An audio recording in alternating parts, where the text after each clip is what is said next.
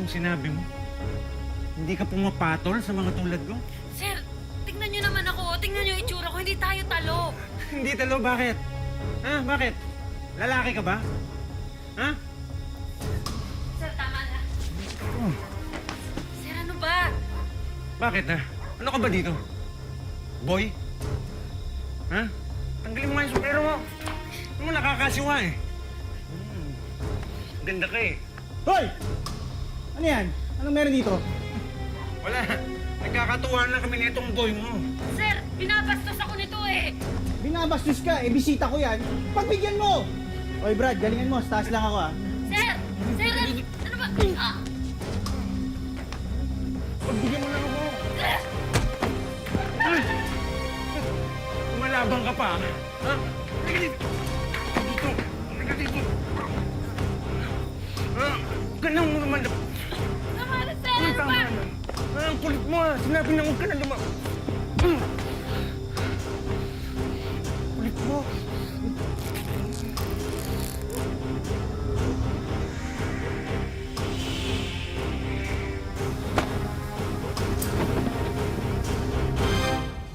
Walang hangganan daw ang pagmamahal ng isang ina sa kanyang mga anak, lalo na't kung bunga ito ng wagas na pag-iibigan. Ngunit biyaya rin kayang maituturing kung sila'y mga alaala ng isang masakit na karanasan? Ito po ang kwento ng isang natatanging dalaga na ipinaglaban ang kanyang pagiging isang ina sa gitna ng matitinding pagsubok at paghuhusga. Magandang hapon po, ito po ang wish ko lang. Ha? Huwag mo huwag ka magpahalata na kasi ako init-init na. Ako din. Alam mo lang.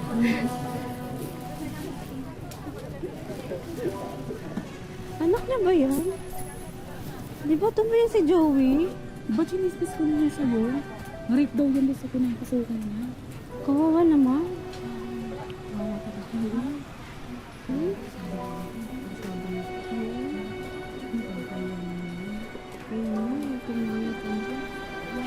Ano nga? Wala na, alis na tayo.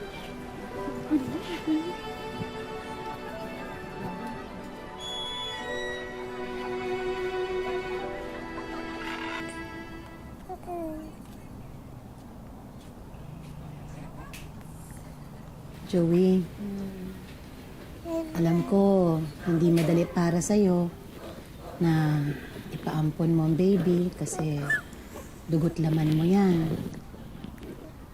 Pero isipin mo na lang, magiging magandang kinabukasan niya.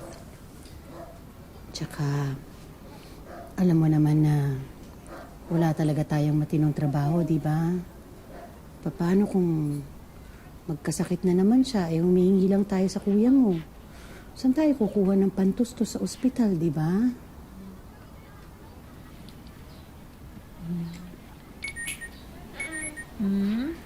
Anak, andyan na sila. Pag-usapan na natin to, di ba? Ay, parang ayoko na pala siya ipamigay.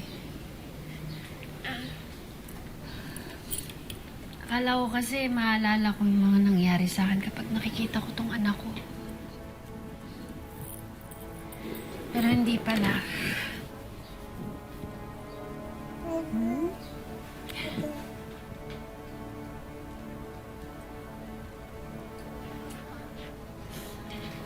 Ayoko na ipamigay na eh. Mahal na ako dito sa anak ko eh.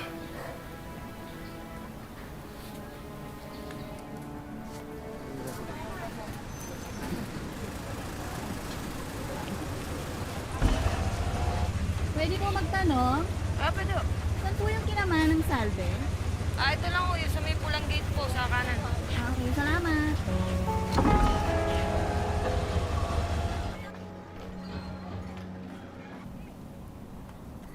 Kakayod ako. Tatrabaho ako kahit buong araw para rakit ako para sa'yo, anak. Wag lang kita ipamigay. Joey, Ayoko ko din naman, anak. Pero isipin mo yung magiging kalagayan niya. Hindi lang ikaw ang mahihirapan. Mahihirapan lalo ang baby.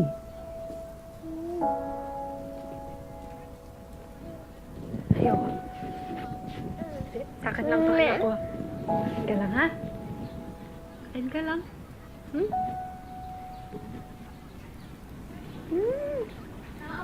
Manang salve? Joey, nandiyan si Joey. Ayusin mo sarili mo. Ayusin mo sarili mo.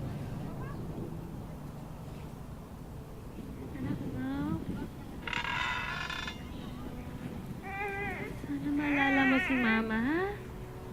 Tandaan mo.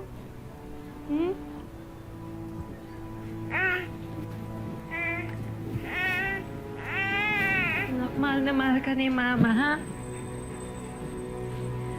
Sana maalala mo pa rin ako kahit...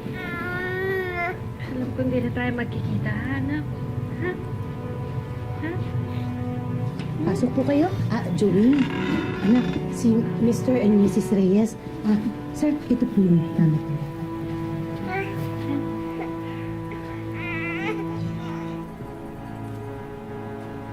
Sige na, anak. Siya na po ba yan? Pwede ko na po ba siyang kandahin? Opo, sige na anak, sige na. Pag-usapan na natin ito.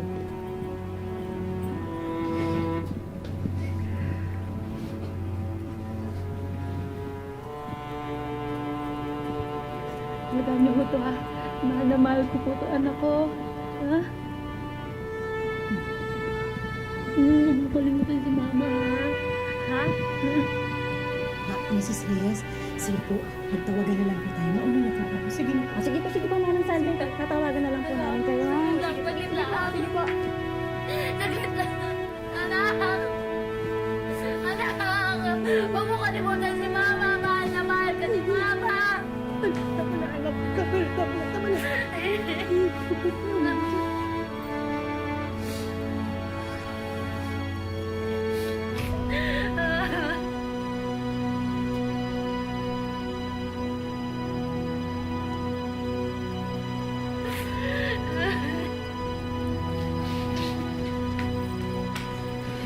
Laruan, baby.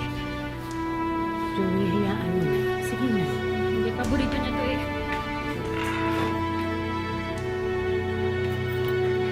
Teka! Tayo ka na mo eh! Paborito niya to eh! Teka!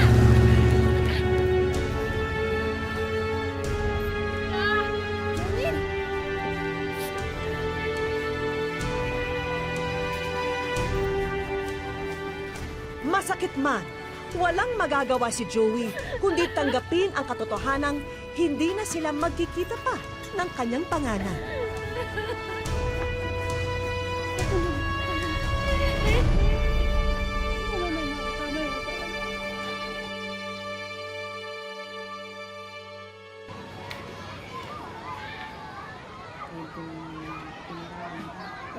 Ito po yung itinerary nila.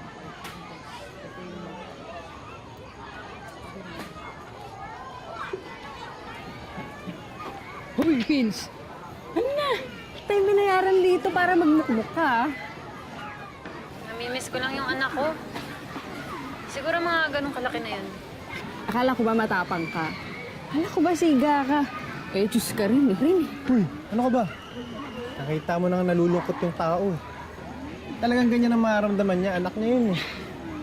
Alam mo, parang hindi ka puro problema ang inisip mo. Sumama ka sa akin mamaya. Relax ka naman. Sana naman. Alam mo, BI ka talaga, Pao eh. Kung ako sa'yo, umuwi ka na lang. Magligpit na tayo para makasama ka.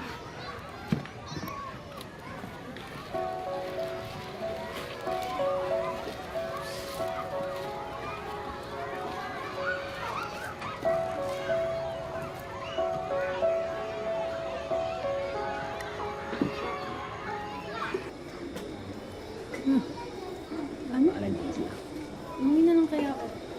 Sama di. Halika na. Andito na tayo eh. Nakakala naman oh. Halika na. Basta uwi tayo agad. Oo, sige na. Tara na.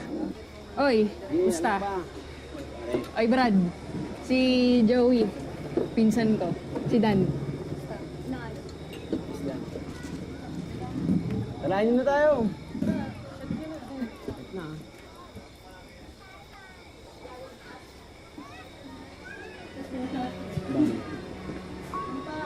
Game ba yan?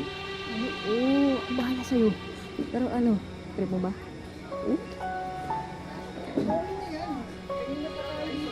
Ano na? Joey, baka may gusto ko pang inumin, ha? May ayos na ako dito. Pulutan oh. Ay, ako na pala. Ba? Sige pa. Oy, Joey. Pins. Saan? Saan pa? Saan ba isyan? Sige, samahan na kita. Ano? Kaya mo pa? Ano? Kaya pa? Pinainom niyo sa akin. Uwi na lang ako. Dito ka na matulog na. Dito ka na. Dito ka na. Ito ka na nga ba?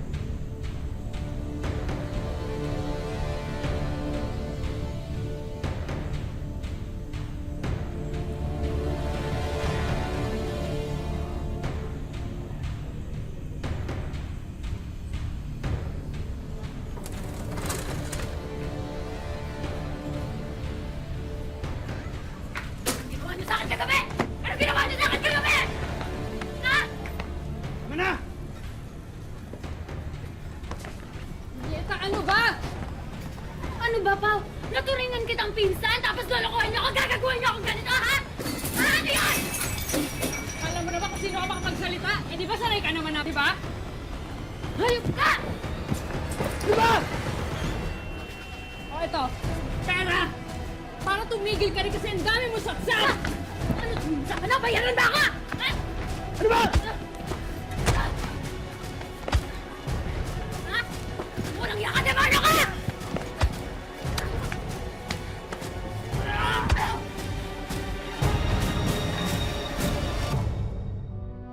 Hindi inaasahan ni Joey na maulit ang bangungot na kanyang pinagdaanan. Lalo na't ilang buwan matapos ang pangyayari, nalaman niyang siya'y nagdadalang tao muli. Gayunpaman, tinanggap pa rin ni Joey ang kanyang naging kapalaran.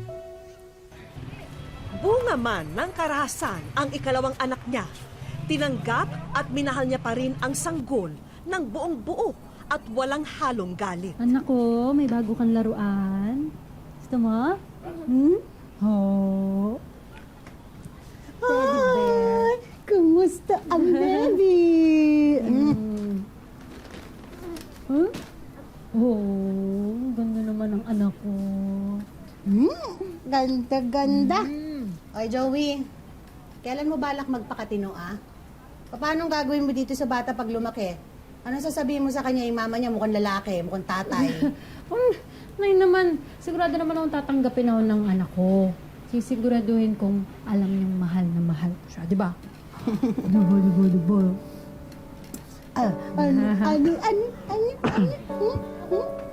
Oh, ang laki na ng anak mo, kasing ganda mo, ah.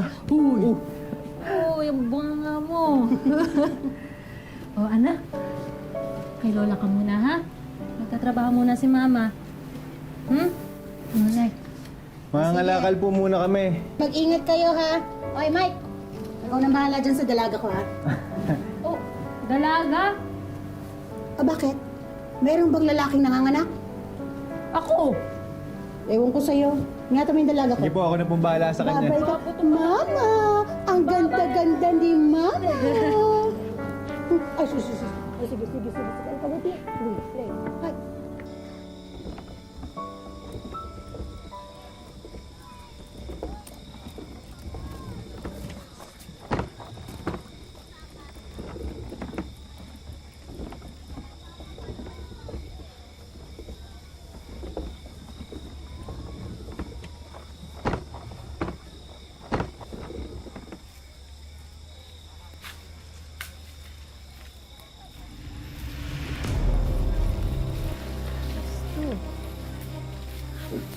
Pre, ang bastos mo, ano ba? Alam ko naman na gusto mo eh. Ano ba pinagsasasabi mo? Na gusto mo. Lalaki, di ba? Huwag ka nga magbiro ng ganun. Baka pa ako nabibiro.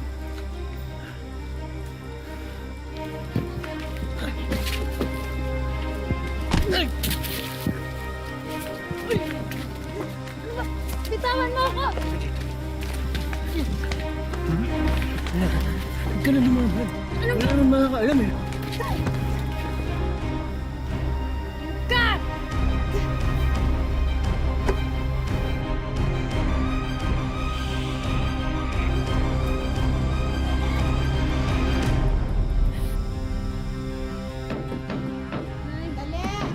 Dali. Ay! Ano nangyari kay Joey? Ha? Joey! Tulong! Mga kapitbahay! Tulungan niyo po kami! Joey! Tulong! Tulong po! Tulong!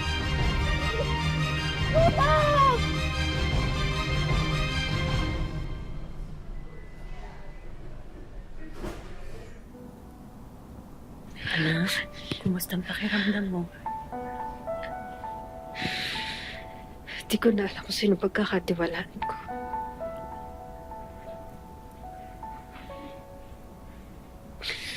Sarili kong pinsan. Pati mga kaibigan ko, pinaglololoko ako.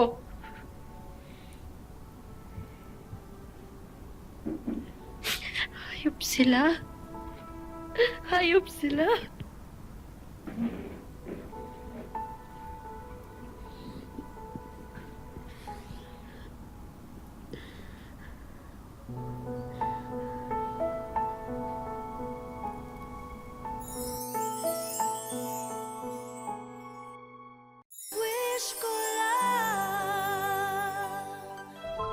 Pinilit ni Joey na ibalik sa normal ang kanyang buhay kahit na dala-dala pa rin ang sugat na kanyang naranasan. Isinantabi niya ang galit upang lubos na maipadama ang pagmamahal sa kanyang anak.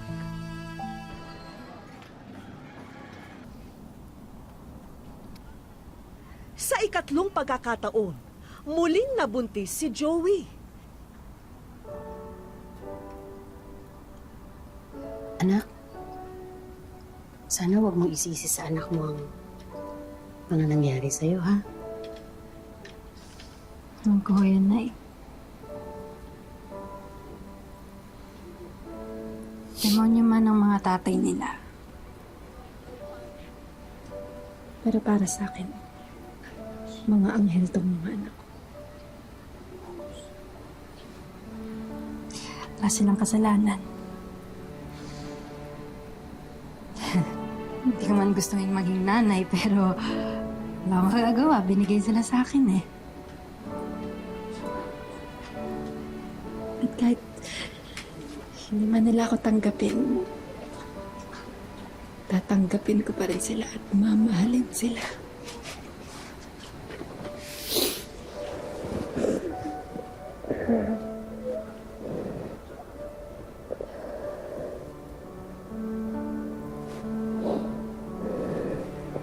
Basta, anak. Ito ang tatandaan mo. Kahit ano ang nangyari sa'yo. Nandito lang ang nanay, susuportahan kita. Tsaka baka nakakalimutan mo. Mahal na mahal ka ng nanay. Pagpasensyahan mo na kung minsan hindi mo na gusto ang mga sinasabi ko. Pero isa lang ang tatandaan mo. Tanggap na tanggap ko ang buo mong pagkatao. At mahal na mahal kita.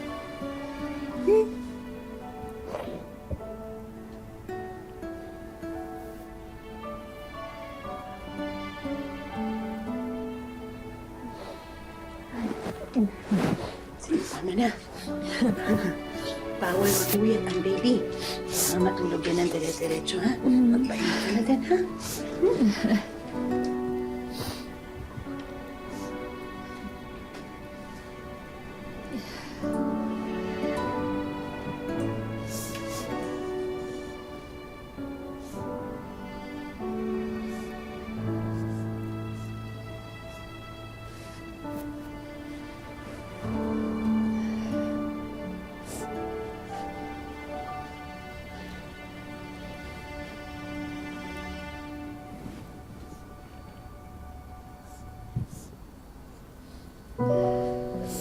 Anak, hindi man katulad si mama ng ibang nanay dyan. At alam kong ngayon hindi mo pa maintindihan. Pero balang araw, ha? Sana maintindihan mo, maintindihan niyo na mahal ko kayo kahit ano pang mangyari.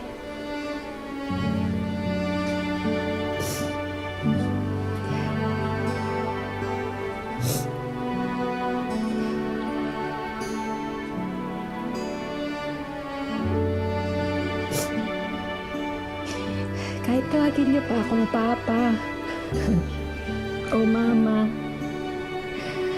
wala akong pakialam. Basta mahal na mahal ko kayo.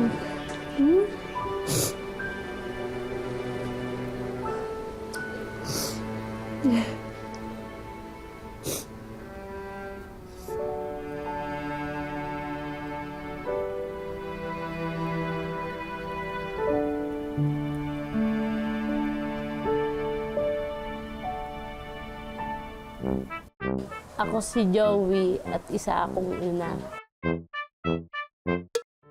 Hindi ko po pinagsisisihan na nagkaanak ako. Kasi alam ko po, darating yung araw tatanda ako, may mag-aalaga sa akin. Alam ko sila po yung magpapasaya sa akin sa lahat ng hirap na dinanas ko.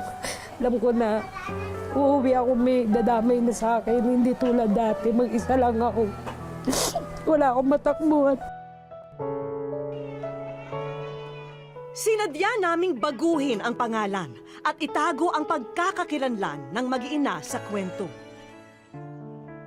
Sa kabila ng malalaking ngiti sa mukha ni Joey tuwing nakabihis payaso, ay ang kalungkutang itinatago niya sa makapal na kolorete sa kanyang mukha. Mag-isang itinataguyod ni Joey ang pangalawang anak na si Jenny at bunso na si John na bunga rin ng pananamantala sa kanya noon. Sakit kasi nakikita mo yung anak mo na walang-wala. Hindi mo may bigay kahit pag mangingi sila ng pera, hindi mo may bigay yung dapat mo ibigay. Mga anak, ano man na mangyari, ano man maging kalabasan, lumaki kayo, nandito lang ako. Hindi ko kayo pababayaan. Hindi ko kayo iiwan kahit hindi ko na kaya. Dagdag pa rito ang mga taong mapanghusga sa buhay ni Joey. Sakit kasi naranasan ko po kasi dumadaan, lumalakad ako, nakayuko na lang ako sa sobrang hiya. Si Jenny, grade 5 na sa darating na pasukan at naiintindihan na niya ang kanilang sitwasyon. Mama, pwede ko ba makita si Papa? Isang beses ko lang po siya nakita eh. Mama, mahal na mahal po kita. Mag-aaral po ako ng mabuti. Babangon ko po sila sa hirap.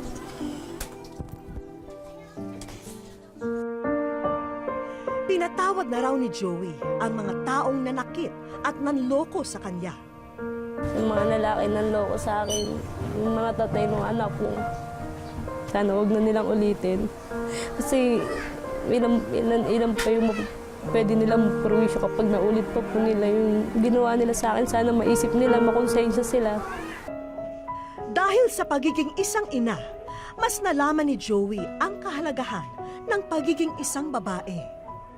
So, bilang isang babae, dapat talaga nire-respeto, ginagalang.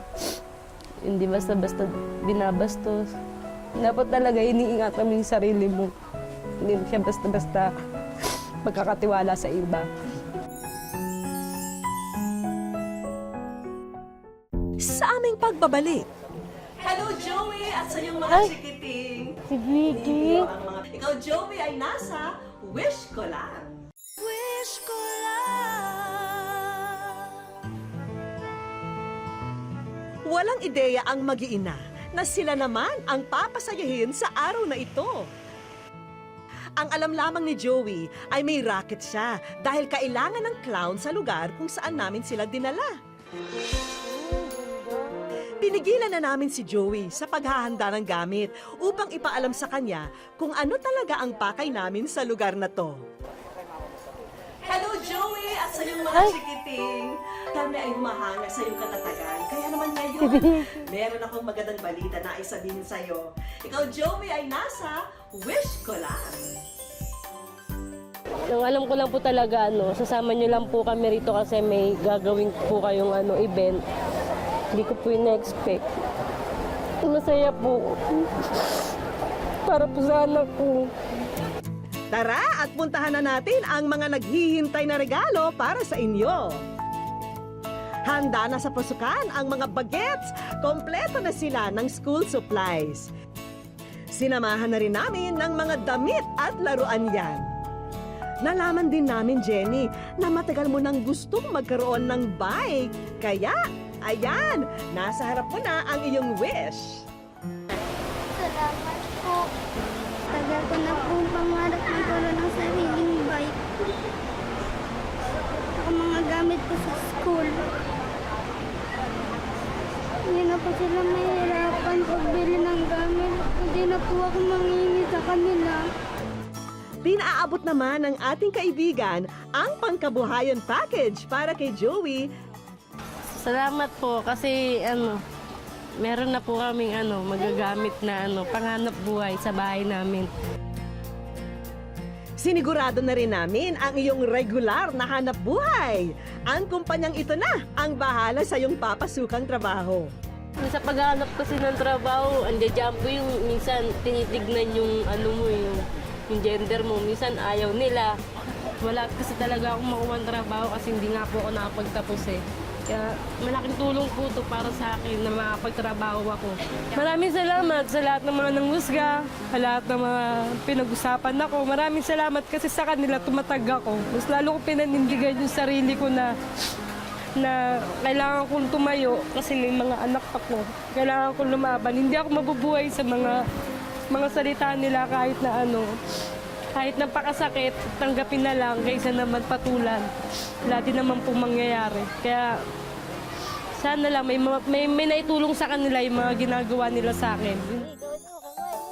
Tuloy-tuloy lang ang buhay para kay Joey. Dahil yan ang katangian ng isang ina, ang hindi sumusuko, alang-alang sa kanyang mga anak. Hindi natin napipili kung sino ang ating magiging anak o magulang. Ang importante ay ang pagtanggap at pagmamahal na magsisilbing pundasyon ng isang masayang pamilya. Hanggang sa susunod na Sabado mga kapuso, ako po si Vicky Morales at ito po ang Wish Ko Lang.